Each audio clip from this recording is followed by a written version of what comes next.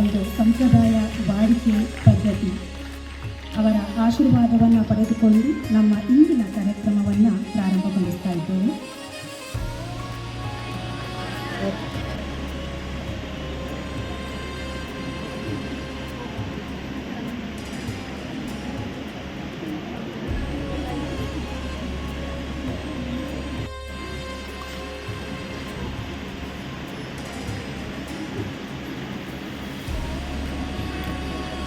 Veena ವಾರುಣಿ madam ರವರಿಗೂ ಸ್ವಾಗತವನ್ನು ಕೋರ್ತಾ ಇದ್ದೇವೆ.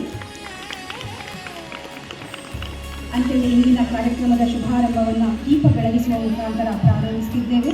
ನಮ್ಮ ಎಲ್ಲ ಅತಿಥಿಗಳು ದೀಪ ಹಚ್ಚುವ ಮುಖಾಂತರ ಇಂದಿನ ಕಾರ್ಯಕ್ರಮವನ್ನು ಯಶಸ್ವಿಗೊಳಿಸಬೇಕಾಗಿ ವಿನಂತಿ ಮಾಡಿಕೊಂಡಿದ್ದೇವೆ.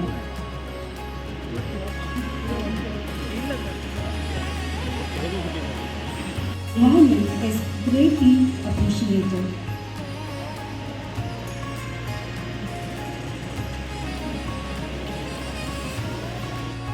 E.S. ಶ್ರೀವತ್ಸ ಅವರು on the mind-blowing ಮೃದಂಗ ಚೆಂಡು ಹಾಡಿ ಮೃದಂಗ ವಾದನದೊಂದಿಗೆ ವಿದ್ವಾನ್ ಶ್ರೀ E.S. ನಾಗರಾಜ್ ಅವರು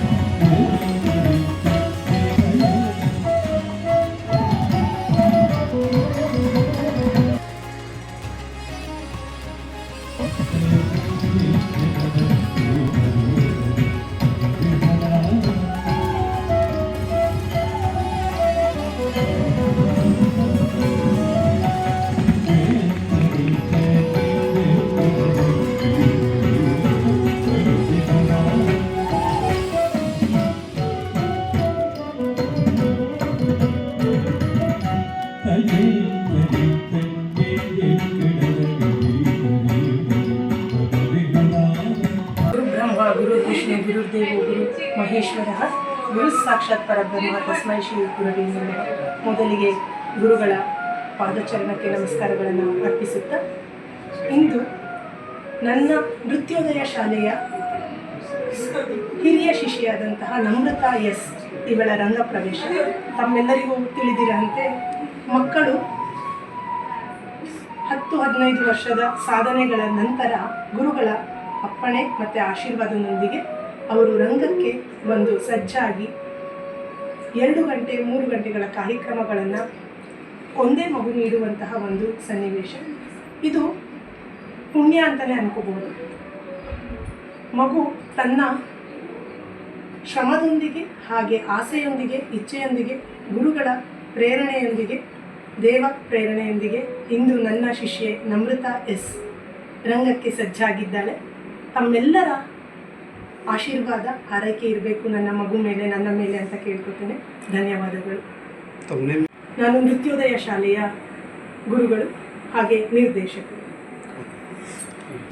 ಟ್ರೂಲಿ ಬ್ಲೆಸ್ಡ್ ಅನಿಸುತ್ತೆ ಈ ಥರದ್ದು ಒಂದು ಡೇ, ಒಂದು ಆಪರ್ಚುನಿಟಿ ನನಗೆ ಅಂತ ಸಿಕ್ಕಿರೋದು. ಇಷ್ಟೆಲ್ಲರೂ ಜನರದ ಆಶೀರ್ವಾದ ಇವತ್ತು ನನಗೆ ಸಿಕ್ಕಿ ಒಂದು ಅಮೇಝಿಂಗ್ ಇವೆಂಟ್ ರಂಗಪ್ರವೇಶಕ್ಕೆ ಇವತ್ತು ಕಾಲ ಕೂಡ ಬಂದಿರೋದು ನಿಜವಾಗ್ಲೂ ಪುಣ್ಯ ಅನಿಸುತ್ತೆ. ನಂದು ಬ್ಲೆಸ್ಡ್ ಈ ಥರ ಮ್ಯಾಮ್ ಸಿಗೋದಕ್ಕೆ, ಈ ಥರ ಪೇರೆಂಟ್ಸ್ ಸಿಗೋದಕ್ಕೆ ನಿಜವಾಗ್ಲೂ ಬ್ಲೆಸ್ಡ್. ಅಷ್ಟೇ. ತಮ್ಮ ಹೆಸರು? ನಮ್ರತಾ ಎಸ್. ಒಂದು ಇದು ನಮ್ರತಾ ಅಂತ ಅಂದ್ಬಿಟ್ಟು ಮಾಡ್ತಾ ಇರೋವಂಥದ್ದು ನಮ್ಮ ಮನೆಯವರ ಒಂದು ಕನಸಾಗಿತ್ತು. ಇವಾಗ ಅವರು ಇಲ್ಲ, ದಿವಂಗತರಾಗಿದ್ದಾರೆ. ಅವ್ರ ಆಸೆನ ಈಡೇರಿಸಬೇಕು ಅಂತ ಹೇಳಿಬಿಟ್ಟು ಈ ಕಾರ್ಯಕ್ರಮನೇ ನಡೆಸ್ತಾ ಇದೆ. ಮತ್ತು ಅದು ಒಂದಿರವೇ ನಮ್ಮ ಆಸೆ ಅನ್ನೋದಕ್ಕೆ ತಕ್ಕಾಗಿ ಅವಳು ಕೂಡ ಅದಕ್ಕೆ ಇದು ಸ್ಪಂದಿಸಿದ್ದಾಳೆ.